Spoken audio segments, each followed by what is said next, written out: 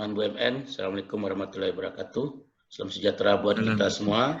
Hari ini kita akan melanjutkan sesi ketiga serial pengadaan BUMN dengan tema aplikasi total cost of ownership pada pengadaan barang jasa BUMN.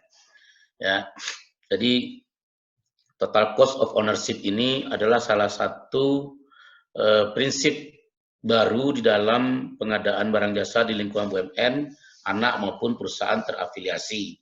Jadi dengan adanya total cost of ownership ini, secara otomatis BUMN itu sudah mulai mengarah kepada standar pengadaan internasional, ya, yang diatur di dalam ISO 20400. Nah, memang ini masih banyak BUMN yang kesulitan dengan menerapkan seperti apa TCO itu dan bagaimana menerapkannya di dalam pengadaan barang jasa BUMN.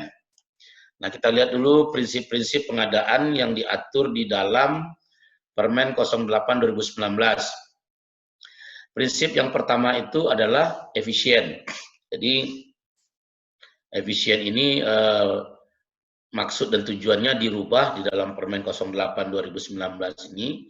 Ya, kalau dulu efisien itu berarti kita bicara pelaksanaan barang dan jasa itu harus dilaksanakan dengan se-efisien mungkin. Nah, ini yang dirubah. Jadi pengertian efisien itu adalah pengadaan barang jasa itu harus mendapatkan hasil yang optimal, ya, optimal dan terbaik dalam waktu yang cepat dengan menggunakan dana dan kemampuan seoptimal mungkin secara wajar. Jadi ada perubahan di sini.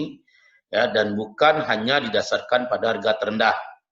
Jadi kalau kita ingat minggu lalu kita bicara value for money, harga terendah ini adalah salah satu indikator untuk mendapatkan value for money. Nah, apakah harga terendah itu adalah harga yang ditawarkan oleh penyedia barang jasa dengan harga yang paling murah? Nah, ini yang harus dikaji ulang oleh BUMN, ya, anak maupun afiliasi. Jadi mendapatkan harga termurah itu adalah dengan menghitung secara detail total cost of ownership-nya, ya. Nah, di sini disebutkan untuk pengadaan barang jasa strategis yang memiliki nilai yang signifikan dapat dilakukan pendekatan total cost of ownership. Nah, ini yang disebut sebagai salah satu upaya mencapai best value khusus untuk barang. Jadi tolong teman-teman perhatikan, ya. Total cost of ownership ini khusus untuk barang. Apakah bisa untuk jasa? Bisa, tapi jasa konstruksi. Ya, kalau untuk jasa susah kita menghitung total cost of ownership-nya, ya, karena jasa tidak memiliki resale value. Ya, jadi total cost ownership ini kaitannya nanti dengan resale value. Nah, ini prinsip pertama di pengadaan yang harus diterapkan, di mana di dalam permen ini ya diberikan pengertian atau pemahaman yang berbeda dengan pengertian efisien di dalam peraturan menteri sebelumnya, yaitu Permen 5 2008 dan Permen 15 2012. Jadi ada perubahan di sini. Nah, prinsip efisien inilah yang harus diterapkan, ya, antara lain pada barang. Kemudian ada prinsip yang disebut dengan efektif. Berarti barang jasa itu, ya, pengadaan barang jasa harus sesuai dengan kebutuhan yang telah ditetapkan, ya, dan memberikan manfaat yang sebesar-besarnya sesuai sasaran yang ditetapkan. Jadi kalau kita bicara efektif, berarti di sini kita melihat bahwa pelaksanaan pengadaan barang jasa harus sesuai dengan kebutuhan yang telah ditetapkan. Nah, di mana kebutuhan ini ditetapkan? Nah, kebutuhan pengadaan barang jasa itu ditetapkan dalam rencana umum pengadaan barang dan jasa, ya, sesuai dengan sasaran yang ditetapkan. Di mana sasaran itu ditetapkan? Ditetapkan di dalam rencana umum pengadaan barang dan jasa. Jadi tolong teman-teman perhatikan kembali SOP-nya, ya. Apakah di dalam SOP-nya itu sudah termaktub hal-hal terkait rencana umum pengadaan? Ya, kalau belum, tolong disesuaikan dengan aturan permen ini, buatlah satu bab, ya, terkait dengan rencana umum pengadaan, mulai dari perencanaannya, ya, identifikasi kebutuhan barang jasa sampai kepada mitigasi risikonya. Ya. Ini prinsip yang kedua. Jadi efektif itu tidak hanya bicara barang jasa yang dibeli itu dapat digunakan ya, tapi harus sesuai dengan yang ditetapkan. Kalau barang yang jasa yang dibeli tidak sesuai dengan yang telah ditetapkan, maka berarti ada problem ketidakefektifan dalam pengadaan barang dan jasa. Ya. Kemudian yang ketiga itu adalah kompetitif. Nah, ini adalah prinsip yang lama yang diadopsi kembali. Ya, pengertiannya juga tidak ada perubahan yang signifikan. Pengadaan barang jasa harus terbuka bagi penyedia barang jasa yang memenuhi persyaratan dan dilakukan melalui persaingan yang sehat di antara penyedia barang jasa yang setara dan memenuhi syarat atau kriteria tertentu berdasarkan ketentuan dan prosedur yang jelas dan transparan. Nah, pengertian kompetitif ini di dalam value for money sama dengan equity yang kemarin minggu lalu kita bahas. Jadi memberikan ya kesempatan yang sama kepada penyedia barang yang setara. Ya. Kemudian yang ketiga itu adalah yang keempat adalah transparan. Artinya di sini semua ketentuan dan informasi mengenai pengadaan barang jasa termasuk syarat teknis, administrasi pengadaan, tata cara evaluasi, hasil evaluasi penetapan penyedia barang jasa sifatnya terbuka bagi peserta penyedia barang jasa yang berminat. Nah, pemahaman transparan di sini ini juga ada perubahan sedikit dibanding yang lama ya. Kemudian adil dan wajar. Adil dan wajar memberikan perlakuan yang sama bagi semua penyedia barang jasa yang memenuhi syarat. Ini juga merupakan bagian dari equity yang dibahas minggu lalu ya. Jadi equity minggu lalu itu membahas tentang adanya kompetisi dan perlakuan yang sama. Kemudian terbuka. Terbuka artinya berarti penyedia barang jasa, pengadaan barang jasa dapat diikuti oleh semua penyedia yang memenuhi syarat. Dan yang terakhir, prinsip pengadaan barang jasa di lingkungan BUMN itu adalah akuntabel. Ya, artinya harus mencapai sasaran dan dapat dipertanggungjawabkan sehingga menjauhkan dari potensi penyalahgunaan dan penyimpangan.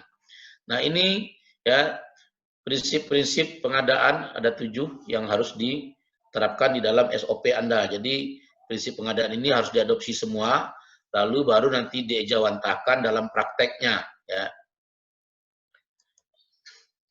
Nah, karena total cost of ownership ini merupakan bagian dari penerapan value for money, maka kalau kita memperhatikan ya, ketentuan ISO 20400 untuk mencapai value for money, kriteria evaluasi yang dilakukan oleh penyedia barang jasa, ya, pengguna barang jasa dapat mempertimbangkan faktor biaya, kualitas, risiko, keberlanjutan, dan inovasi. Ya. Nah, kalau keberlanjutan dan inovasi ini adalah standar yang wajib diterapkan untuk mengadopsi ISO 20400 secara murni. Namun karena Permen ini tidak mengadopsi hal-hal terkait keberlanjutan dan inovasi, nah hanya membicarakan tentang biaya, kualitas, dan risiko, maka 3 unsur inilah yang harus kita perhatikan ya di dalam penerapan value for money di BUMN. Jadi dalam pengadaan barang jasa di BUMN, pengelolaan risiko itu adalah salah satu hal yang masih dikatakan baru ya. Tapi kalau kita mengacu kepada ISO 20400 ini sudah menjadi hal yang diterapkan di hampir semua pengguna ISO 20400. Nah, kita lihat pemahaman lebih lanjut mengenai kriteria evaluasi ini. Nah, ketika kita bicara evaluasi biaya ya, maka evaluasi biaya itu menggunakan metodologi yang sesuai dengan pendekatan pengadaan. Misalnya harga penawaran yang dievaluasi atau harga penawaran yang sudah dievaluasi tadi ditambahkan dengan biaya berjalan atau berulang selama masa manfaat aset berdasarkan biaya bersih terkini. Nah, ini yang disebut juga dengan total cost of ownership. Jadi kita menggunakan total cost of ownership ini sebagai metodologi ya untuk mengevaluasi harga penawaran ya berikut dengan biaya-biaya tambahannya. Kemudian kualitas ya, evaluasi kualitas itu menggunakan metodologi untuk menentukan sejauh mana barang, pekerjaan non konsultasi atau layanan konsultasi memenuhi persyaratan. Jadi dalam menghitung biaya penawaran, ya, metode evaluasi kualitas itu juga merupakan evaluasi yang digunakan sebagai evaluasi tambahan. Lalu kita melakukan evaluasi risiko. Ya, di sini yang kita lihat adalah bagaimana kita bisa menetapkan kriteria ya memitigasi risiko yang dinilai relevan. Jadi yang dilihat di sini yang dinilai relevan ya. Karena kalau kita bicara alur pengadaan, tidak semua alur itu punya risiko yang relevan. Ya, sebagian besar risikonya adalah risiko administrasi yang kalau terjadi risiko tersebut, maka mitigasinya cukup dengan melakukan pengulangan proses. Ya, jadi kalau kita bicara manajemen risiko di pengadaan, nanti di sesi kita 2 minggu lagi atau sesi terakhir, nah kita bisa lihat di alur mana saja risiko itu yang memiliki potensi yang relevan atau merupakan high risk ya. Nah, ini nanti kita lihat di sesi terakhir. Kemudian evaluasi keberlanjutan. Nah, ini tidak dijadikan sebagai patokan di dalam Permen 24 dalam Permen 8 2019. Ya, padahal ini merupakan hal yang penting juga. Kenapa saya bilang penting? Pada saat ini ya LKPP itu sedang menggodok modul untuk penerapan pengadaan berkelanjutan. Ya, jadi kebetulan yang menjadi menjadi tim ahli untuk melakukan penulisan itu adalah teman saya yang kebetulan minta datanya ke saya gitu.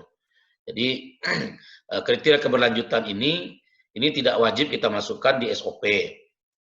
Tetapi kalau kita ingin melakukan standar atau menaikkan standar pengadaan di lingkungan perusahaan kita, tidak ada salahnya masalah keberlanjutan ini dijadikan salah satu bagian yang dipertimbangkan dalam melaksanakan praktek pengadaan ya. Jadi ini adalah kriteria yang saat ini di BUMN belum dijadikan suatu hal yang wajib, namun di pemerintahan lagi dipertimbangkan untuk diterapkan. Karena di Perpres 16 2018 sendiri mereka sudah menyebutkan apa yang dimaksud dengan pengadaan berkelanjutan dan kriterianya. Namun bagaimana mengaplikasikan pengadaan berkelanjutan itu yang lagi digodok aturan dan SOP-nya oleh LKPP. Kemudian inovasi. Kriteria evaluasi inovasi ini memungkinkan kita melakukan penilaian inovasi dalam desain atau pengiriman barang, pekerjaan, non-konsultasi atau layanan konsultasi, dan yang memberikan kepada peserta lelang kesempatan untuk dimasukkan dalam penawaran mereka.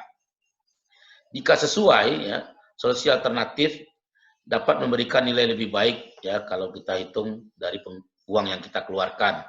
Nah, standar inovasi juga belum diterapkan secara maksimal. Mungkin ada beberapa BUMN yang sudah menerapkan, tapi belum semua BUMN menerapkan standar ini. Jadi keberlanjutan dan inovasi ini dua hal yang masih belum diwajibkan oleh Permen 08 2019. Nah, total cost of ownership ini dapat digunakan dalam kasus bisnis ya untuk menilai biaya, manfaat, dan risiko terkait investasi. Bisa juga digunakan untuk menilai berbagai model bisnis, solusi berdasarkan biaya. Ya. Juga dapat digunakan untuk memahami berbagai pendorong biaya atau cost driver dalam pelaksanaan pengadaan. Ya. Nah, ini tiga hal ini merupakan hal yang common di berbagai belahan dunia, ya, bahwa menerapkan total cost of ownership itu banyak dilaksanakan kalau kita mau melakukan evaluasi terhadap bisnis-bisnis yang akan dijalankan, ya, termasuk kita bicara solusi biayanya seperti apa. Kemudian, ya, oleh pemasok, total cost of ownership ini juga dapat digunakan ketika mereka hendak mengajukan penawaran, ya, kontrak untuk menunjukkan total manfaat dan nilai yang ditawarkan, ya, terutama di mana harga pembelian awal itu lebih tinggi daripada pesaingnya, tetapi total biaya kepemilikannya jauh lebih rendah. Jadi ini adalah salah satu hal yang bisa digunakan sebagai dasar oleh pemasok atau penyedia barang jasa untuk mengajukan penawaran. Nah, dalam bahasa umumnya, penyedia akan berkata, walaupun barang yang kami tawarkan lebih mahal, tapi sebenarnya kalau dihitung berdasarkan umur ekonomis dari barang ini, total kepemilikannya sebenarnya biayanya lebih murah gitu loh, dibandingkan orang yang menawar murah tapi total biaya kepemilikannya jauh lebih tinggi. Nah, ini salah satu hal yang dapat dilakukan oleh pemasok. Dan ini jarang diterapkan di dalam KK ya. Tapi kalau seandainya teman-teman ini ingin menerapkan total cost of ownership ini mulai dari penawaran, maka tinggal dimasukkan saja itemnya di dalam KK. Ya, penghitungan total cost of ownership. Nanti kita bikinkan semacam panduannya. Jadi mereka tinggal kontrak penyedia barang jasa tinggal mengisi angka-angka di dalam form yang kita siapkan tadi. Di situ kita bisa lihat sebenarnya harga kepemilikannya mana yang lebih rendah ya. Beli barang mahal bukan berarti biaya kepemilikannya juga mahal. Bisa jadi lebih murah kalau kita menghitung dengan menggunakan total cost of ownership ini. Nah, bagi bagian pengadaan dalam memilih pemasok terbaik ya juga dapat ya menggunakan TCO ini dengan menilai perbandingan biaya keseluruhan seumur hidup dari penawaran-penawaran yang bersaing. Jadi dari beberapa penawaran-penawaran yang masuk. Nah, jadi ini bisa digunakan dalam kertas kerja bagian pengadaan. Tapi kalau ini yang dilakukan, ini agak susah nih ya. Agak susah kalau Anda tidak minta dari awal kepada pemasok untuk mengisi form yang sudah disiapkan. Ya. Jadi ada beberapa metode nanti kita akan latihan ya. Ada 2 contoh kasus yang akan saya sampaikan dalam sesi kali ini untuk menilai total cost of ownership. Kemudian TCO dapat digunakan juga dalam mengelola kontrak ya untuk melacak pengeluaran aktual dan pendapatan terhadap anggaran. Ini juga biasa digunakan di berbagai belahan dunia. Dan terakhir itu dapat digunakan sebagai bagian dari latihan realisasi manfaat. Nah, ini ya penggunaan TCO ini ya di dalam berbagai praktek di berbagai belahan dunia ya ada 7 kegiatan yang bisa menggunakan TCO ini. Nah, total cost of ownership ini ya alasan orang menggunakan total cost of ownership adalah satu untuk mendukung pemilihan pemasok dengan cara menentukan pemasok baru dan memilih di antara pemasok yang ada. Jadi ini mendukung bagian pengadaan dalam memilih pemasok yang betul-betul memenuhi kriteria. Ya. Kemudian memberikan penghargaan terhadap kinerja pemasok. Ya. Jadi kita bisa juga menggunakan analisa TCO ini untuk memberikan penghargaan dalam kinerja pemasok. Ya. Kemudian mendorong peningkatan pemasok ya untuk dan mengidentifikasi prioritas-prioritas dari pengadaan barang jasa.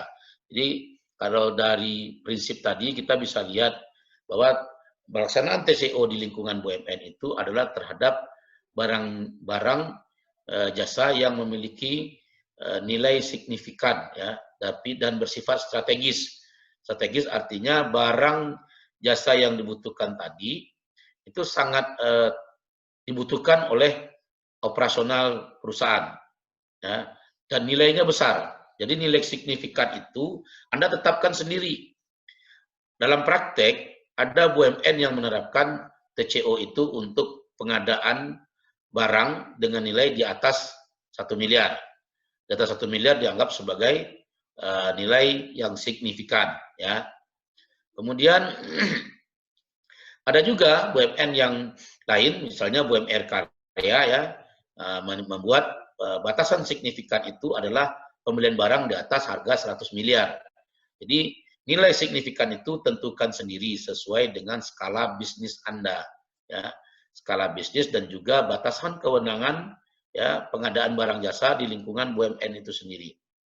Saat ini masih banyak BUMN-BUMN yang menggunakan batasan kewenangan itu sesuai dengan standar metode yang akan digunakan.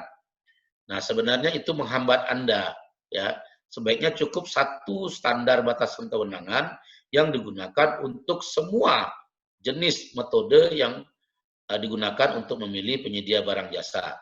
Jadi, lakukanlah simplikasi dalam proses pengadaan supaya Anda tidak pusing Kalau tiap sebentar mesti melihat metode, nanti Anda lama-lama bingung. Dan metode itu nanti akan menjadi alasan bagi BPK untuk melakukan audit. Ya. Padahal metode itu di berbagai belahan dunia, orang tidak mengaitkannya dengan batasan kewenangan. Namun karena di BUMN ada batasan kewenangan pengeluaran uang, ya, oleh Kementerian BUMN melalui RUPS, ya, maka mau tak mau kita harus menggunakan batasan kewenangan itu dalam belanja barang atau jasa. Kemudian alasan menggunakan TCO ini adalah mendorong perubahan proses utama, ya. Jadi proses utama pengadaan itu seperti apa yang saat ini berlangsung itu harus dirubah. Selama ini kita kalau beli barang ya beli barang aja, ya. Kalau mau cari barang murah gunakan metode tender atau seleksi, ya. Tapi dalam tender atau seleksi itu mendapatkan barang yang harganya murah belum tentu, ya. Barang tersebut memiliki life cycle cost yang tinggi. Belum tentu barang itu memiliki tingkat efisiensi yang tinggi. Nah, ini yang sering orang masih bingung. Loh kan kami beli barang murah, Pak. Murah belum tentu efisien. Anda beli barang murah, tapi barang itu hanya berguna atau bisa dipakai untuk 1 tahun. Sedangkan Anda beli barang mahal, penggunaannya bisa sampai 5 tahun. Mana yang lebih irit? Beli barang murah untuk 1 tahun, artinya Anda tiap tahun harus beli barang yang sama, atau beli barang mahal, tapi penggunaannya bisa 5 tahun. Nah, ini yang dilihat dalam proses total cost of ownership ini, ya. Kemudian alasan orang menggunakan TCO antara lain juga merencanakan atau mengantisipasi kinerja pemasok di masa depan. Jadi kita bisa melakukan antisipasi terhadap kinerja pemasok dengan cara melakukan penerapan total cost of ownership ini, ya. Mengukur kinerja pemasok yang sedang berlangsung, nah ini biasanya terhadap barang-barang yang sifatnya customized, ya. Jadi kalau barang customized, barangnya dibeli, jasa pemasoknya juga sekaligus, ya. Jadi ini bisa diukur juga dengan penerapan total cost of ownership. Menyediakan data untuk negosiasi, ya. Memperkirakan kinerja item baru berdasarkan data historis. Memusatkan sumber daya pada pembelian yang penting-penting saja. Memperbandingkan kinerja pemasok satu dengan yang lain dari waktu ke waktu. Mendukung upaya aliansi strategis dan keputusan pengurangan alokasi atau volume berbasiskan pasokan. Nah, ini beberapa alasan kenapa orang menggunakan total cost of ownership. Nah, lalu kita lihat, ya, sesuai dengan ISO 20400, yang dimaksud dengan total cost of ownership itu adalah perkiraan keuangan, ya, untuk membantu pembeli. Siapa yang jadi pembeli di sini? Yang menjadi pembeli adalah pengguna barang jasa atau si bagian pengadaan, ya. Perkiraan keuangan untuk membantu pembeli menentukan biaya langsung dan tidak langsung dari suatu produk. Jadi yang dilihat atau yang dinilai dalam total cost of ownership itu adalah kita menganalisa biaya langsung dan tidak langsung ini dari suatu produk.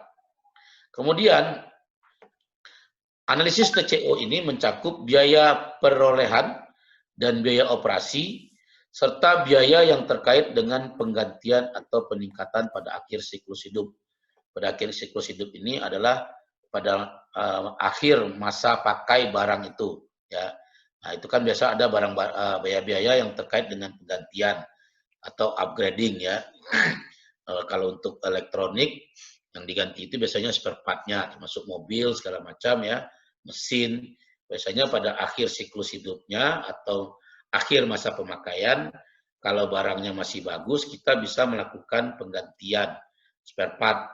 Atau kalau dia menggunakan software, kita bisa upgrade dia menjadi lebih tinggi, ya, grade-nya gitu. Jadi ini yang dimaksud total cost of ownership, ya, kalau kita mengacu kepada ketentuan ISO 20400. Nah, dalam praktek total cost of ownership ini digunakan dengan 2 model, ya. 2 model di mana kalau kita untuk barang itu biasanya menggunakan metode life cycle cost analysis, ya. Sedangkan untuk jasa konstruksi biasanya kita dapat menggunakan metode cost structure. Nah, life cycle cost analysis atau biaya siklus hidup ini, ya, di dalam ketentuan 314 ISO 20400 2017 dinyatakan bahwa yang dimaksud dengan life cycle cost adalah metode untuk menghitung biaya barang jasa sepanjang siklus hidupnya. Jadi yang dihitung itu biaya dari barang atau jasa itu selama masa pakainya. Ya. Kemudian kalau kita melihat cost structure ini adalah suatu struktur rincian biaya ya atau cost breakdown structure yang digunakan ya dalam mengevaluasi atau menganalisa biaya pada pekerjaan konstruksi. Ya. Jadi dari sekian banyak metode-metode yang bisa digunakan untuk menilai total cost of ownership, dua hal ini adalah metode yang paling sering digunakan, ya, life cycle cost analysis dan cost structure. Life cycle cost analysis ini adalah metode yang paling gampang, ya.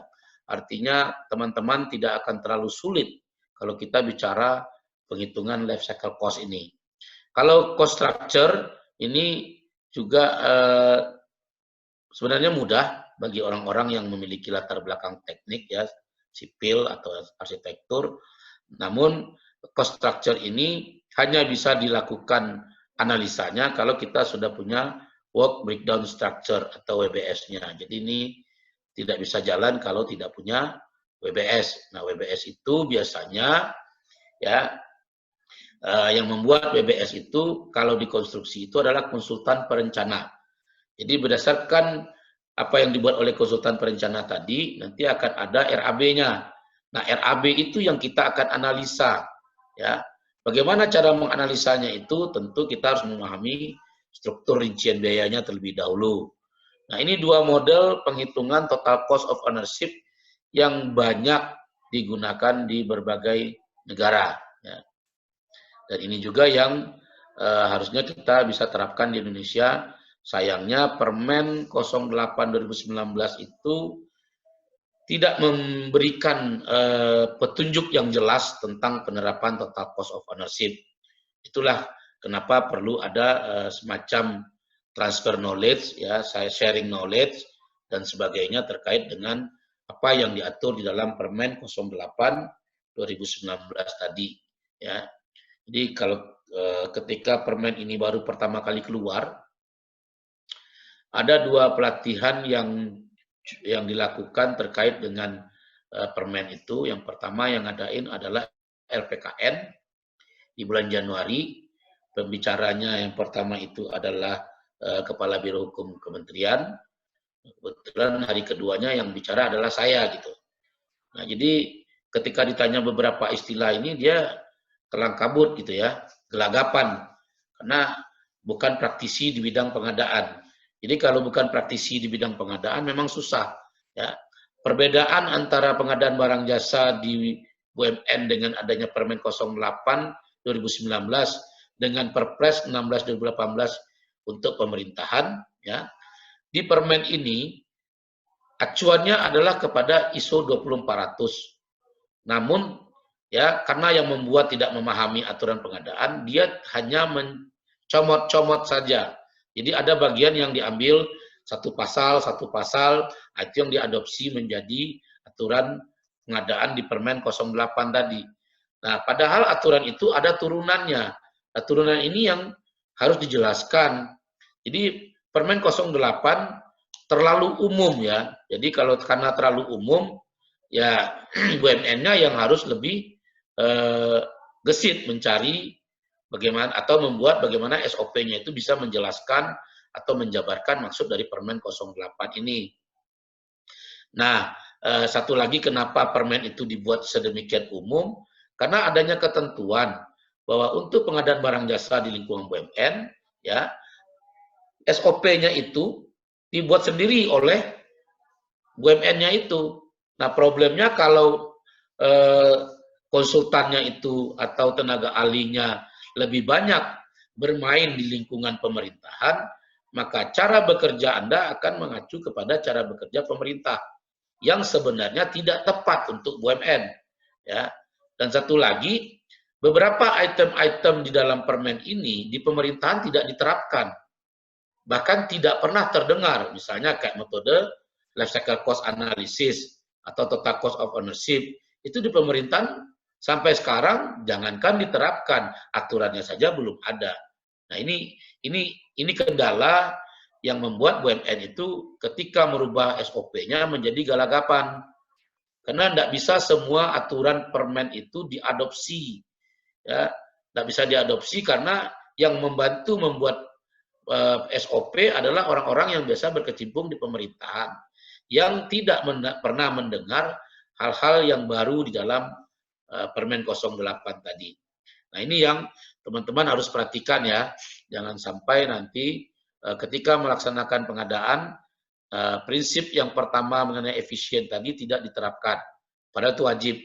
Jadi kalau Anda tidak melaksanakan prinsip efisien ini sesuai dengan yang tercantum di dalam permen, maka ketika diaudit ada potensi teman-teman akan stres ya, karena akan ditanyain kenapa nggak dilakukan pembuatan atau menulis total cost ownership ini dalam SOP.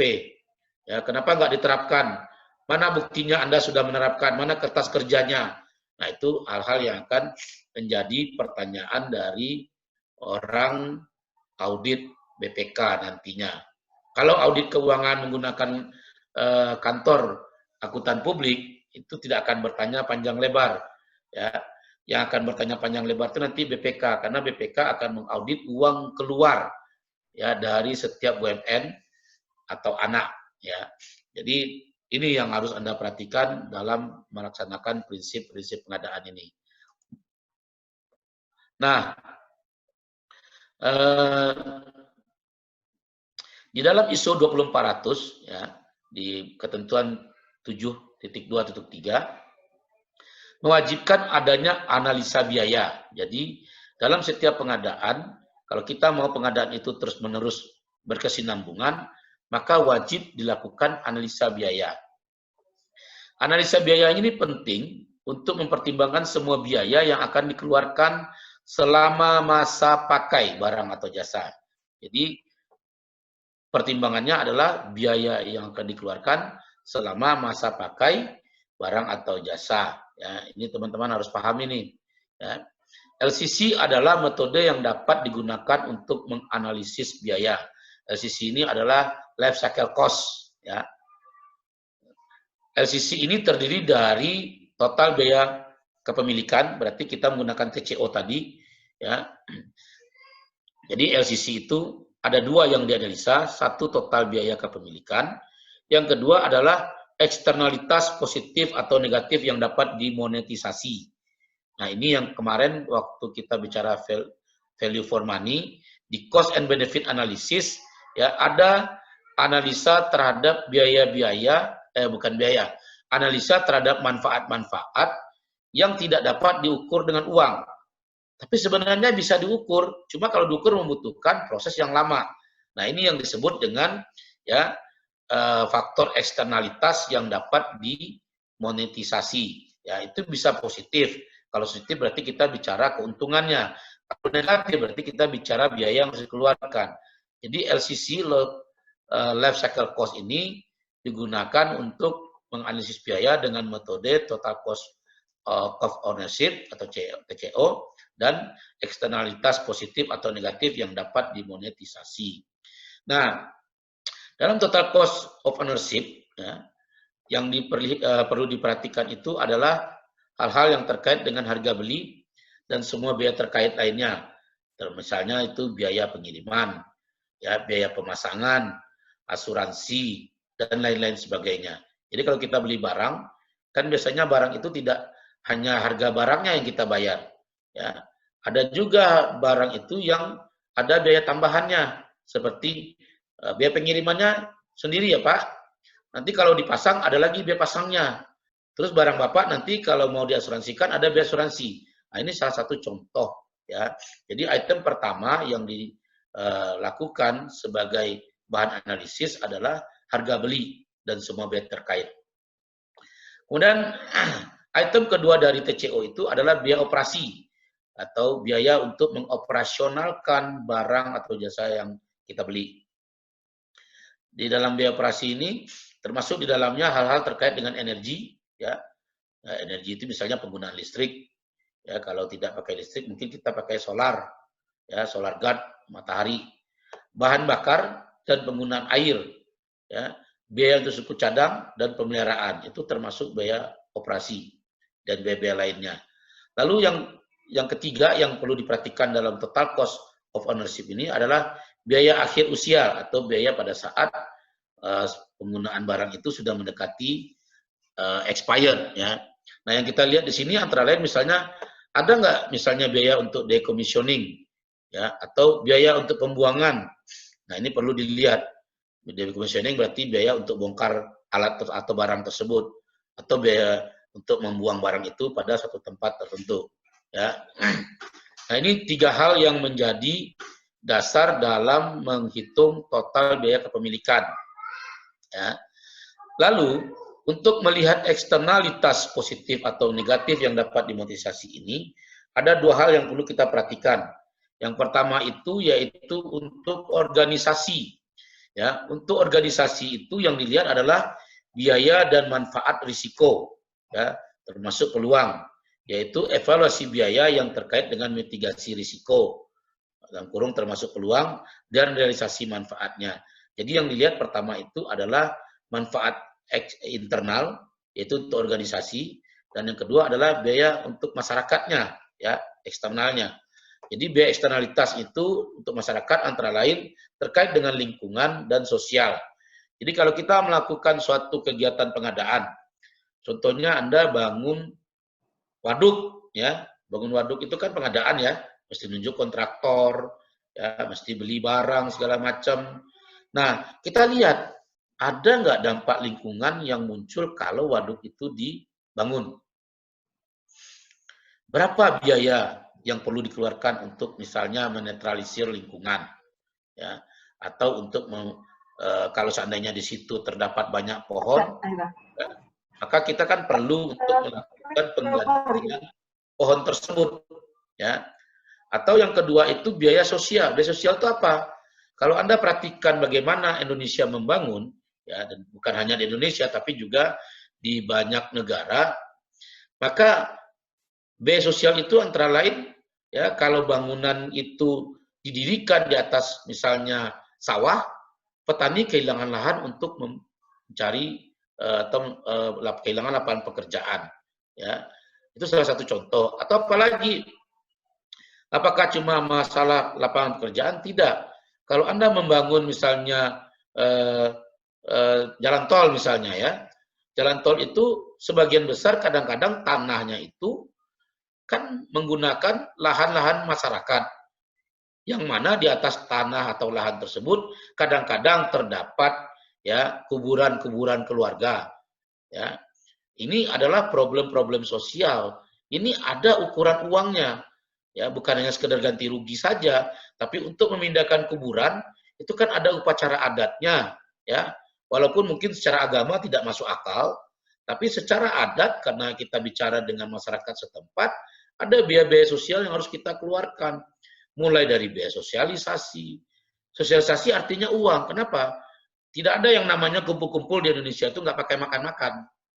Ya, kalau Anda kumpulin orang nggak ada makan-makan, percaya saya 5 menit sudah bubar.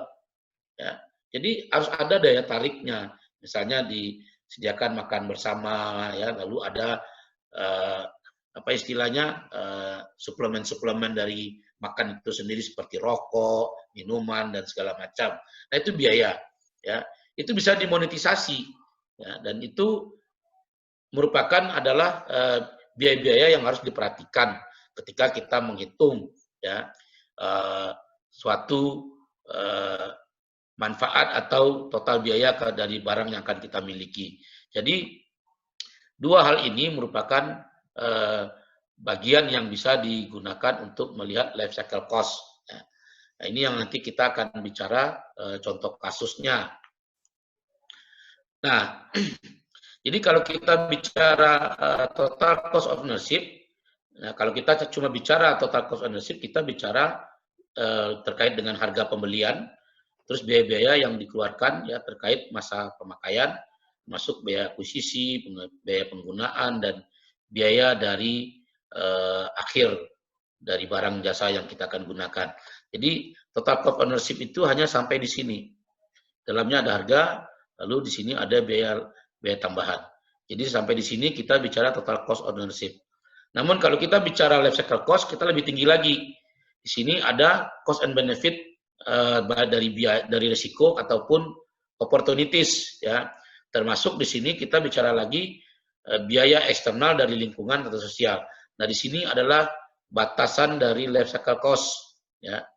Nah, jadi kalau kita lihat di sini, kalau cuma bicara total cost of ownership lebih sempit, nah kita cuma melihat dampaknya terhadap organisasi dan ke masyarakat sedikit, ya. Nah, jadi batasannya ada di sini nih. Jadi total cost ownership kita lebih melihat manfaat bagi organisasi. Tapi ketika kita bicara life cycle cost, kita melihat manfaat ke organisasinya, ya, dan juga ke masyarakat. Namun ke masyarakat ini tidak terlalu jauh, cuma sebatas biaya sosial dan lingkungan. Nah, kalau kita mau lebih luas lagi, kita melihat dari keseluruhan biaya yang digunakan dan dampaknya, termasuk di sini dampak eksternal yang tidak dapat atau tidak dimonetisasi atau tidak dihitung secara uang. Di sini sudah masuk kategori cost and benefit analysis, ya, yang minggu lalu kita sudah bahas. Jadi secara luas life cycle cost ini, ya, arahnya adalah menjadi cost and benefit analysis. Tapi kalau sampai di sini saja dia menjadi life cycle cost, dan kalau hanya bicara total cost ownership, kita bicaranya lebih sempit, lebih sedikit. Nah, dalam hal ini kita mencoba untuk melihat total cost ownership ini dengan memasukkan sedikit unsur life cycle cost. Jadi cuma sampai sini, garis-garis putus ini, ya. Nah, ini yang di dalam ISO 20400, ya, harusnya kalau kita bicara total cost ownership oleh kementerian ini dijabarkan, ya. Nah, ini tidak dijabarkan sehingga item-itemnya sendiri kita harus cari tahu sendiri. Sedangkan dari sekian banyak pengalaman tidak banyak, ya, orang pengadaan yang tahu ISO 20400. Bahkan orang manajemen risiko saja ketika saya tanya tentang manajemen risiko pengadaan, dia masih berpikir kerangka ISO 31000/2018. Nah, ini salah. Karena untuk pengadaan, manajemen risikonya mengacu kepada apa yang diatur dalam ISO 20400. Nggak boleh main pukul rata gitu. Nah, ini salah satu contoh bahwa terkait dengan pengadaan, masih banyak orang-orang pengadaan itu yang belum paham bahwa standar pengadaan internasional itu diatur di dalam ISO 20400. Ya. Nah, itu tadi kita sudah bicara tentang total cost of ownership. Nah, sekarang kita bicara tentang cost breakdown structure, ya. Jadi, cost breakdown structure ini dasarnya adalah work breakdown structure. Jadi ini biasanya digunakan kalau kita bicara pembangunan konstruksi, ya, baik untuk gedung, baik untuk infrastruktur jalan tol, waduk, ya, bandara, dan segala macam. Jadi ketika kita bicara work breakdown structure, maka kalau kita ingin mengefisienkan biaya, kita harus melakukan analisa cost breakdown structure, ya, yang di dalam prakteknya di banyak negara sudah dilakukan. Saya sendiri ketika mendampingi salah satu BUMN dalam negosiasi dengan calon penyedia, nah saya menerapkan cost breakdown structure ini walaupun sederhana. Jadi ada beberapa biaya yang kemudian saya hilangkan karena menurut saya pekerjaannya sama dengan pekerjaan yang sebelumnya. Ya, jadi ini adalah pekerjaan yang sifatnya mengulang. Jadi kalau kita bicara cost breakdown structure, kita harus paham jenis-jenis pekerjaannya apa saja, dan kadang-kadang, ya, si konsultan perencana dia kadang-kadang suka ini tidak detail ngecek, ya, harusnya dicek detail bahwa ada pekerjaan-pekerjaan yang sifatnya sama. Jadi ketahuannya itu baru nanti ketika kita sudah melihat penawaran.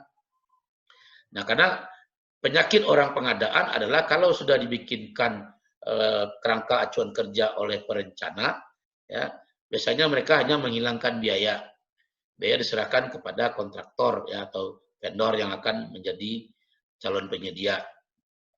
Harusnya bagian pengadaan menghitung atau menganalisa kembali work breakdown structure-nya. Jadi kalau work breakdown structure-nya itu sudah dianalisa, maka otomatis CBS-nya udah jalan. Tapi kalau dari awal KK WBS-nya ini nggak dicek, maka pada saat penawaran ini kita harus cek kembali. Ya, memang kerjaan jadi ribet. Dan kadang-kadang kontraktor nggak mau mengalah. Ini yang jadi problem. Nah, di dalam cost breakdown structure ini, diklasifikasikan biaya-biaya dalam proyek itu dalam unit biaya atau pusat biaya, ya, dan elemen biaya dan atau jenis biaya. Pembentukan struktur biaya membantu perencanaan biaya yang lebih efisien, ya, mengendalikan dan memperkenalkan langkah-langkah untuk mengurangi biaya.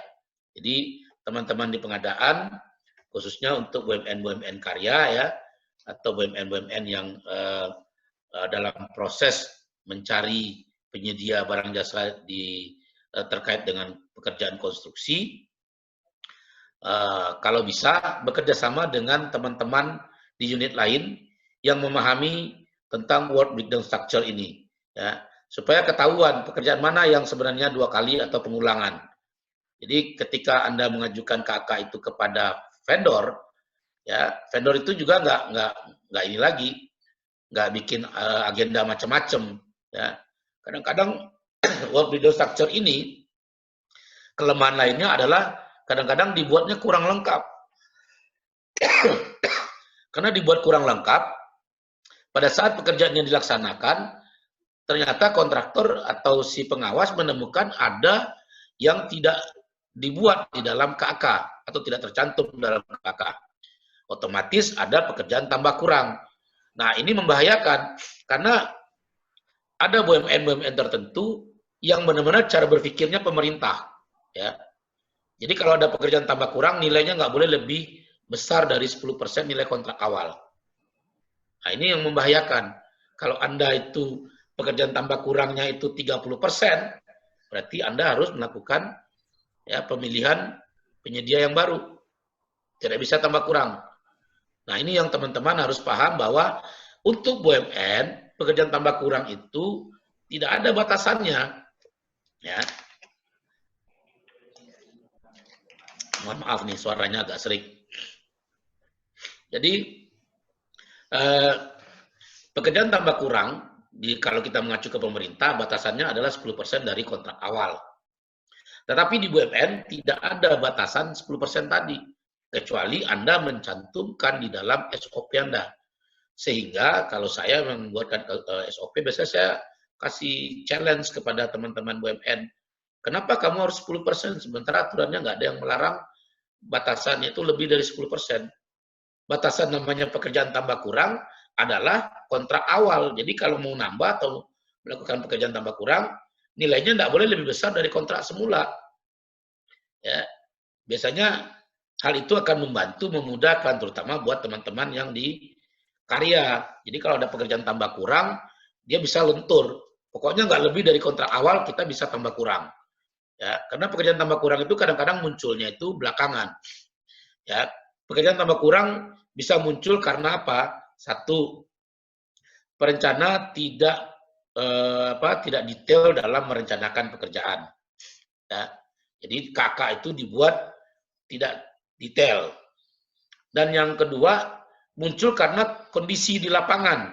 Ya, kondisi di lapangan tiba-tiba membuat harus ada pekerjaan tambahan gitu.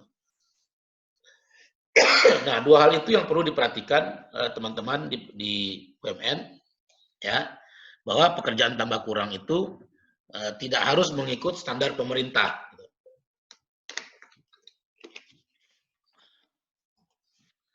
Nah, ini adalah contoh project breakdown structure, ya, pekerjaan-pekerjaan yang digunakan mengacu pada standar ISCS tahun 99, ya. Yang pertama itu adalah pekerjaan yang sifatnya itu pekerjaan modal. Jadi pekerjaan yang awal itu adalah terkait dengan biaya-biaya yang bersifat initial cost. Antara lain itu secara umum adalah pembelian lahan, ya, biaya untuk akuisisi lahan itu. Jadi kita beli lahan belum tentu clean and clear. Tidak semua lahan yang kita beli itu clean and clear, ya. Artinya kalau clean, ya, clean and clear, tidak ada masalah hukum dan di lahan itu dapat langsung digunakan. Biasanya kalau kita beli lahan ada lagi biaya-biaya untuk akuisisinya, ya. Misalnya untuk land clearing, ya. Lalu untuk biaya-biaya kalau seandainya ada gugatan segala macam, demo, ya. Nah, ini adalah biaya-biaya umum yang masuk sebagai biaya inisial. Kemudian biaya konstruksi, ya, biaya konstruksi adalah biaya umum yang harus diperhatikan dalam work breakdown structure ini, ya, sebagai initial cost. Lalu pajak-pajak, ya. Jadi secara initial cost ada dua, yang satu biaya umum, yang kedua biaya untuk pembiayaan, ya. Nah, biaya untuk pembiayaan atau financing cost ini biasanya adalah pembiayaan untuk pembelian tanah atau konstruksi, ya. Jadi kalau kita misalnya beli lahan, uangnya nggak cukup nih, ya, apa yang dilakukan? Ya, kalau uang nggak cukup untuk beli lahan dan untuk biaya konstruksi, maka kita harus menggunakan dana pihak ketiga. Siapa aja dana pihak ketiga itu? Mulai dari bank, ya. Atau kalau mau bisa juga menerbitkan obligasi di pasar modal, ya, atau kita IPO. Nah, itu semua ada biayanya, ya. Nah, ini yang disebut dengan loan charge. Jadi ada biaya-biaya yang harus diperhitungkan sebagai initial cost. Nah, kalau ini sudah selesai, maka akan muncul operation cost. Operation cost itu mulai dari energi, biaya pembersihan, asuransi, biaya keamanan dan kesehatan, biaya SDM, ya, mulai dari staff sampai building management dan administrasi, land charge, jadi biaya sewa, ya, biasanya ini kalau ada juga kita menggunakan lahan tambahan, dan juga biaya-biaya apa yang terkait dengan peralatan-peralatan yang perlu digunakan untuk operasi tersebut, ya. Jadi artinya kalau kita bicara operation cost, initial cost-nya sudah terlampaui, ya. Barang jasanya sudah untuk pembelian lahan sudah selesai, untuk konstruksi sudah selesai. Nah, ini biaya operasinya. Nah, dalam operasi ini juga butuh dan biaya tambahan. Biaya tambahan ini terkait dengan biaya maintenance, ya. Biaya maintenance itu mulai dari maintenance struktur, ya, atau struktur bangunan. Lalu juga ada biaya eksternal dekorasi, internal, biaya-biaya untuk finishing, fixture dan fitting, plumbing dan sanitary, ya. Ada juga untuk biaya head source, ventilasi dan air treatment system, biaya listrik, biaya gas, ya, lift, conveyor, dan biaya-biaya pekerjaan lainnya. Nah, ini adalah biaya-biaya maintenance yang juga harus diperhatikan sebagai cost breakdown structure, ya. Kemudian ada juga biaya-biaya okupansi, ya, biasanya terkait dengan client occupancy cost. Kemudian juga yang terakhir itu kita perhitungkan residual value. Residual value itu mencakup resale value, artinya barang itu sudah mencapai umur ekonomis maksimal, ya. Kalau bangunan mungkin sudah 20 tahun. Nah, kalau 20 tahun itu kita harus hitung resale value-nya. Resale value itu nanti, ya, akan ada biaya lainnya seperti demolition dan biaya pembersihan, ya, atau biaya renovasi, ya. Nah, jadi ini adalah biaya-biaya yang harus diperhatikan ketika kita bicara cost structure, ya. Tapi ini tidak semua harus kita gunakan.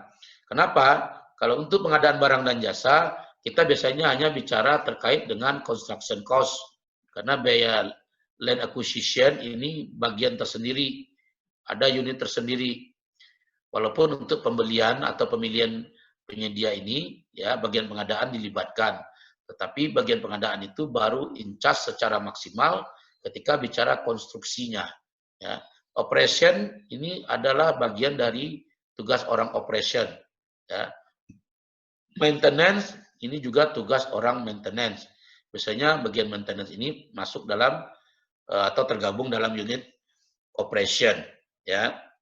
Itu juga okupansi. ketika kita bicara residual value ini sudah menjadi gabungan ya dari orang keuangan, ada juga di sini orang pengadaan kalau ada renovasi dan demolisi ya, dan bagian-bagian lain yang terkait seperti bagian teknik dan segala macam. Nah, ini adalah rincian dari work breakdown structure yang bisa dielaborasi lebih detail ya sesuai dengan panduan RICS 1999. Nah, kita lihat bagaimana mengaplikasikan ya total cost of ownership ini di dalam SOP dari BUMN, ANA atau afiliasi. Jadi kalau kita bicara cost breakdown structure dan life cycle cost, maka aplikasinya itu ya untuk total cost of ownership ini adalah khusus untuk pembelian barang strategis dengan nilai signifikan. Jadi khusus pembelian barang strategis ya. Ini acuan yang disebutkan dalam Permen 08 2019. Barang strategis ini adalah barang yang digunakan untuk kepentingan operasional perusahaan. Ya.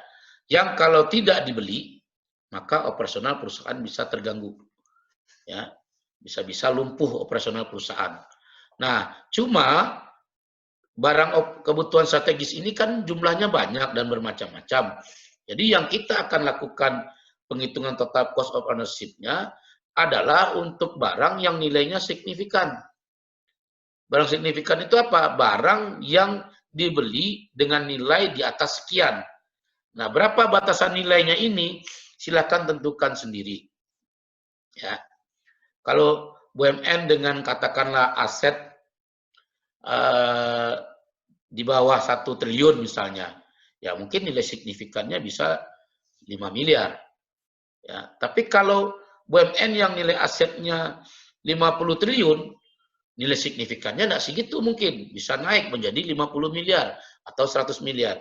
Nah, batasan nilai signifikan ini tentukan sendiri ya oleh orang pengadaan, mungkin dengan panduan konsultan ya. Dan tolak ukur dari untuk penghitungan nilai signifikan ini adalah terkait dengan batas kewenangan pembelian atau pengeluaran uang ya. Jadi ini kaitannya dengan batasan kewenangan pengeluaran uang di BUMN tersebut. Nah, di dalam rencana umum pengadaan, nah khusus untuk barang-barang dengan nilai strategis tadi dilampirkan analisa total cost of ownership-nya. Jadi Anda harus bikin satu kertas kerja cukup selembar ya. Nanti bentuknya bisa mengarah kepada life cycle costing analysis ya. Kalau bicara untuk proyek-proyek tertentu, kita bisa bicara life cycle costing analysis. Kenapa? Kita bicara tadi aspek-aspek yang non monetized tadi ya. Nah, ini bisa kita masukkan di sini. Nah, ini salah satu contoh dalam aplikasinya di SOP. Jadi, Anda harus membuatkan kriteria pembelian barang strategis dengan nilai signifikan ini ya. Jadi kriterianya yang dimaksud dengan nilai signifikan adalah pembelian barang strategis dengan nilai di atas berapa gitu. Lalu dalam penerapannya di bagian rencana umum pengadaan disebutkan untuk pengadaan barang dengan strategis dengan nilai di atas sekian miliar, maka wajib di dalam rencana umum pengadaannya dilampirkan analisa total cost of ownership ini. Ya, ini adalah bentuknya dari aplikasi ya dari total cost of ownership. Tapi apakah hanya di RUP saja? Ya kalau di ROP-nya mungkin sudah terlewat, maka bisa digunakan juga di dalam KAK. Jadi selain RUP kita bisa mengaplikasikan di dalam KAK ya. Atau tidak perlu juga dilampirkan di KAK, tapi kita hitung sendiri sebagai panduan kita untuk menghitung nilai penawaran. Ini contoh penghitungan life cycle costing analysis berdasarkan ISO 20400. Yang dihitung itu adalah biaya langsung berupa biaya pembelian dan lainnya, ditambah dengan biaya tidak langsung berupa biaya perawatan, biaya perbaikan, biaya penggantian dan lainnya. Ini dijumlah ya. Dijumlah. Lalu barang ini karena dia punya umur ekonomis ya, artinya kalau dia punya umur ekonomis, umurnya itu mungkin panjang, bisa lebih dari 1 tahun, 2 tahun, 3 tahun, dan segala macam. Maka kita lihat, ada nggak resale value-nya. Tidak semua barang ada resale value-nya, tapi barang dengan nilai ekonomis tinggi biasanya punya resale value. Contohnya, Anda beli mesin. Mesin itu masa pemakaian 10 tahun. Setelah 10 tahun bisa dijual kembali nggak mesin itu? Bisa kan? Berapa nilainya? Nah, nilainya Anda lakukan analisa sendiri, prediksi sendiri. Nah, kalau untuk bangunan, resale value-nya itu malah bisa lebih tinggi. Kalau untuk barang-barang seperti mesin, mobil, nilai jual kembali atau resale value-nya rendah, lebih rendah daripada biaya pembelian. Tapi untuk bangunan, resale value-nya malah bisa lebih tinggi. Ya. Nah, ini rumusnya. Setelah kita kurangin dengan resale value, maka baru kita bagi dengan umur ekonomis. Umur ekonomis di sini yang gampang itu adalah masa depresiasinya atau masa amortisasi. Dari pembagian ini, tambah, kurang, bagi, maka dapatlah hasil dari life cycle costing analysis. Semakin rendah nilainya, maka Anda semakin efisien.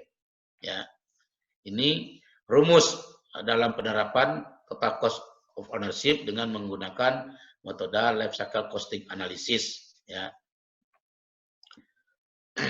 ini contohnya. Jadi teman-teman, saya bawa 2 contoh. Ini kemarin, ini contoh yang ini adalah berasal dari praktek nyata di salah satu BUMN, di mana mereka mau menghitung mana yang lebih efisien, beli mobil ya atau menyewa. Nah, ini cost analisisnya seperti ini. Jadi ketika dia beli mobil untuk COP ya, di situ ada DP 30%, 30% ini sudah termasuk asuransi, balik nama dan cicilan pertama. Itu biaya untuk 1 unit Toyota Innova G 2002 otomatis 20 luxury di tahun 2018 itu adalah 122.400.000. Nah, kalau dia sewa, dia dikenakan biaya jaminan sewa ya. Jadi biaya jaminan sewa ini ternyata adalah kalau dihitung DP 30% dari mobil Innova ini, namun tidak termasuk asuransi balik nama dan cicilan. Jadi sama parentalnya dikenakan lagi asuransi dan administrasi yang terpisah dari sini.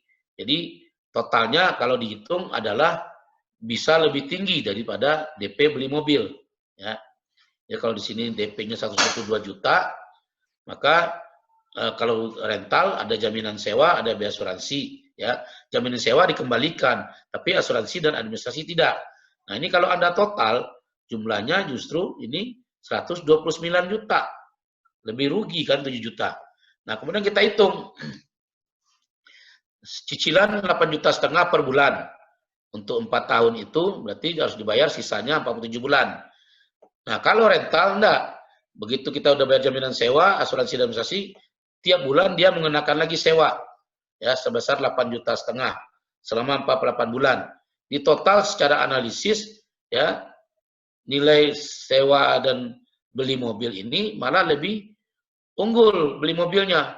Bedanya sekitar 17 juta. Ya.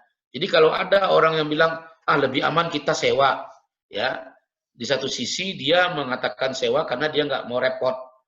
Ya, apa yang membuat repot? Kalau kita beli menjadi aset perusahaan itu nanti ada lagi penghitungan depresiasinya. Ya, padahal itu kan tugasnya orang keuangan, ngapain pusing? Menghitung depresiasi juga sudah ada modulnya, tinggal masukin angka dia keluar dengan sendirinya. Jadi di zaman sekarang kita kan bekerjanya sudah tidak manual lagi. Sebagian besar kan bekerjanya sudah digital gitu loh.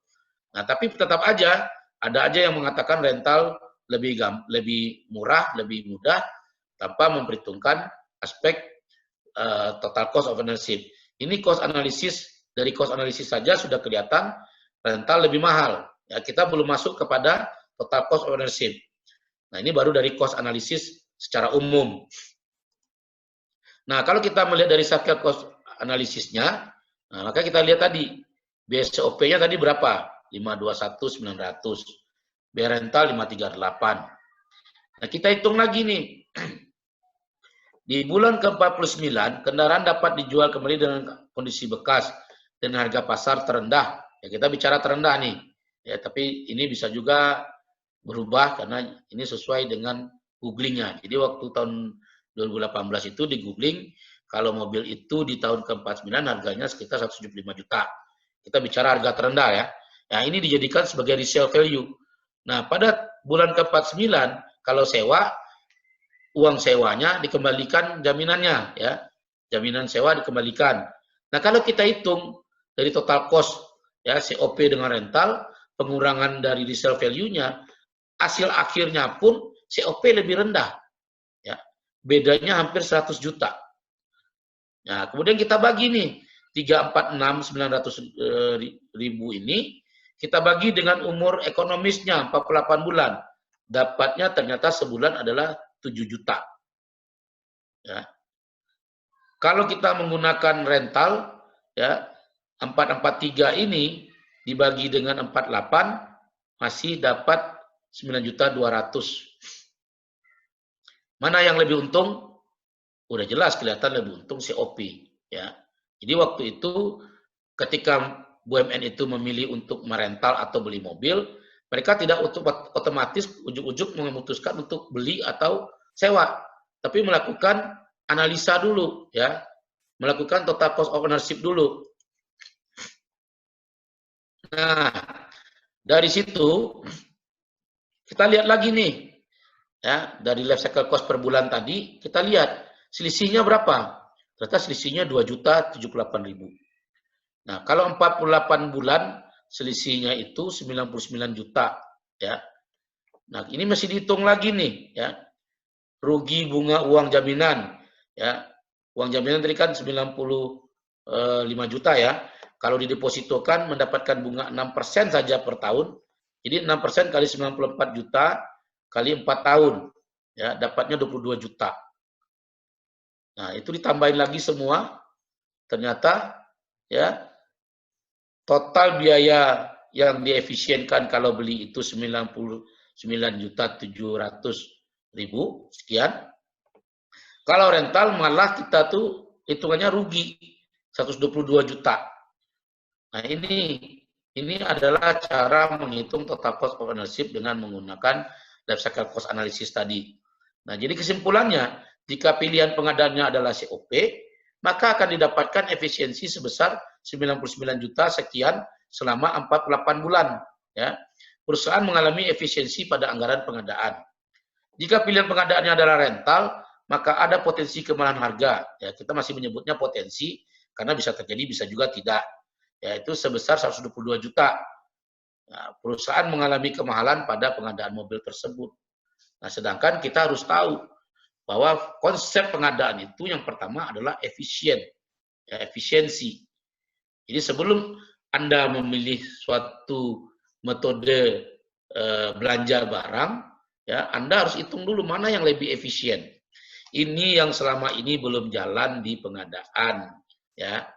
Biasanya kalau ada proyek-proyek tertentu bikin FS baru dihitung. Tapi di pengadaan baik yang rutin maupun yang ada yang menyebutnya sebagai OPEC, ada yang menyebutnya sebagai CAPEC ya. Nah, ini jarang sekali dilakukan penghitungan menggunakan total cost of ownership ini. Nah, ini adalah kesimpulan dari antara kita beli mobil dengan sewa. Nah, ini contoh kasus yang pertama ya. Ini kasus real, jadi teman-teman saya kasih tahu ini kasus real. Kasus real di salah satu BUMN di mana saya ikut bantuin ngitungnya. Dan ternyata kemudian karena pilihannya mencari efisiensi, bukan mencari kemudahan, maka mereka melakukan pengadaan melalui cara COP tadi. Nah, kemudian ada juga kita analisa investasi gedung. Ini juga kasus real. Jadi ada satu BUMN ingin membeli gudang ya. Gudang itu digunakan sebagai gudang arsip. Karena selama ini mereka melakukan penyewaan gudang. Jadi gudang itu disewa ya. Terus setiap bulan mereka bayar gitu ya. Nah, kalau ada beberapa item yang menjadi biaya langsung dan biaya tidak langsungnya. Nah, di sini kita lihat nih. Biaya langsungnya itu adalah sampai dengan biaya notaris kalau kita beli gudang. Mulai dari pembelian rak dan pendukung ya. itu jumlahnya sekitar 700 juta. Kalau disewa, kita tidak perlu beli rak, karena rak sudah disediakan oleh yang menyewakan. Kemudian box ini kita tidak perlu beli kalau di gudang, karena kita sudah melakukan pembelian rak berikut dengan boxnya, ya. Sedangkan kalau disewa, ya kita harus beli box itu kebetulan biaya kebutuhannya itu adalah 6.467 box. Nilai satu box itu adalah 12.000. Totalnya 77 juta yang harus dikeluarkan, ya. Kemudian pembelian gudang. Gudang itu dibeli dengan harga 4 miliar, ya. Masa pakai gudang itu adalah 20 tahun. Jadi kemudian kita aplikasikan ke sewa. Sewa 20 tahun itu ya adalah 647 box, ya, dikali 2.500 per box, ya, per bulan, dikali 12 bulan, kali 20 tahun, dapatnya 6.276. Nah, karena membeli gudang, ada biaya BPHTB. BPHTB-nya ini sebesar 172 juta. Ada lagi biaya notaris 35 juta, ya. Terus ada PPN 400 juta. Nah, ini berbanding dengan kalau sewa tidak ada BPHTB, tidak ada biaya notaris, cuma dikenakan PPN terhadap sewa 627 juta. Kemudian kalau dibeli sendiri ada biaya maintenance yang kalau diperkirakan 600.000 per bulan kali 12 bulan kali 20 tahun dapat 140 juta. Kalau disewa tidak ada biaya maintenance-nya karena semua sudah ditanggung sama pihak yang menjadi penyedia sewa. Kemudian listrik, air, telepon per tahunnya itu kalau dihitung per bulan sebesar 600.000 per bulan. Ya kalau gudang kan tidak banyak ya kebutuhan air, listrik, dan telepon. Ya, karena yang jaga juga kan biasanya nggak banyak. Nah itu di total habis 144 juta. Kalau sewa tidak ada biayanya karena sudah ditanggung sama si pemilik tempat sewa. Kemudian sekali 5 tahun kita lakukan renovasi. Renovasi itu habis sekali 5 tahun itu 2 miliar ya, karena yang 2 miliar ini antara lain untuk membeli rak dan pendukungnya kalau ada yang sudah rusak segala macam. Kemudian untuk melakukan renovasi gudangnya sendiri ya. Jadi kalau sekali 5 tahun berarti 2 miliar dikali 4 kali periode, jadi 20 tahun selama dengan umur ekonomis. Habis 8 miliar. Nah, kalau sewa tidak ada biayanya karena semua sudah ditanggung sama si pemilik tempat sewa. Total ya, kalau beli gudang itu habis 13 miliar 595 juta untuk penggunaan selama 20 tahun. Sedangkan kalau sewa cuma habis 6 miliar 981 juta sekian. Tetapi ya di dalam pembelian gudang ini ada yang namanya nilai real bangunan atau resale value-nya di tahun ke-20 ya. Nah, kalau kita hitung dengan inflasi sesuai dengan kenaikan inflasi saja, jadi kita rata-ratakan inflasi Indonesia itu 5% per tahun ya. Walaupun prakteknya lebih ya. Nah, kalau 5% per tahun dikalikan dengan biaya tadi ya, maka kita bisa dapat sekitar ya dikalikan dengan biaya pembelian ya 4 miliar dikali 5% kali 20 ya, totalnya dapat sekitar 8 miliar. Jadi ada resale value di tahun ke-20 itu sebesar 8 miliar. Sehingga ketika kita kurangi 13 miliar ini biaya pembelian total dan life cycle cost tadi dengan biaya resale value, maka dapatnya hanya sekitar 5,5 miliar ya 95 juta ya, 5 miliar 595 juta dibandingkan dengan sewa 6981. Nah, umur ekonomisnya di sini dihitung 20 tahun ya, sama. Nah, kalau kita lihat life cycle cost per bulannya berdasarkan dari nilai LCCA-nya ini, maka sebulan itu cuma 23 juta. Ya. Sedangkan kalau sewa sebulannya sekitar 29 juta. Ya. Jadi 6981 dibagi 240 bulan. Kalau kita beli gudang, kita bisa dapat efisiensi 5.700.000 sekian per bulan. Ya, karena ternyata lebih murah dia dibandingkan kalau kita sewa, walaupun real uang yang keluar di sini lebih besar untuk beli gudang ketimbang sewa. Namun karena gedung ini milik kita, maka di akhir umur ekonomis dia ada resale value. Ya, ini kita hanya menggunakan hitungan inflasi terendah. Ya, jadi kalau Anda beli gudang itu setiap tahun harganya naik. Ya, kita hanya menggunakan kenaikan harga itu dinilai dari inflasi. Nah, ini contoh menghitung untuk pembelian gudang mana yang lebih menguntungkan, beli gudang atau sewa gudang. Nah, jadi kesimpulannya di sini adalah jika pilihan pengadaannya sewa, maka akan dapat efisiensi 5.700.000 sekian per bulan. Perusahaan mengalami efisiensi pada anggaran pengadaan. Jika pilihannya adalah sewa, maka potensi kemahalannya adalah 5.700.000 sekian per bulan. Perusahaan bisa mengalami inefisiensi.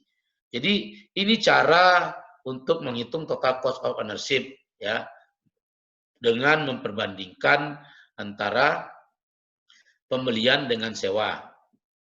Apakah kita bisa menggunakan hanya untuk satu item saja, misalnya untuk beli? Bisa. Ya, cukup menghitung seperti ini. Ya, jadi ini item biaya sewa dan sewa ini dihapus, cukup ini saja. Ya, cukup dengan menggunakan metode seperti ini tadi. Ya, ini, ya mulai dari cost analysis sampai kepada life cycle cost analisisnya, ya sampai ketemu di bawahnya itu berapa efisiensinya. Nah, ini adalah contoh 2 kasus ya yang kebetulan saya ikut terlibat dalam menghitung efisiensinya. Nah, demikian, tidak terasa sudah hampir 1,5 jam presentasi. Silakan bagi teman-teman kalau ada yang mau bertanya, silakan.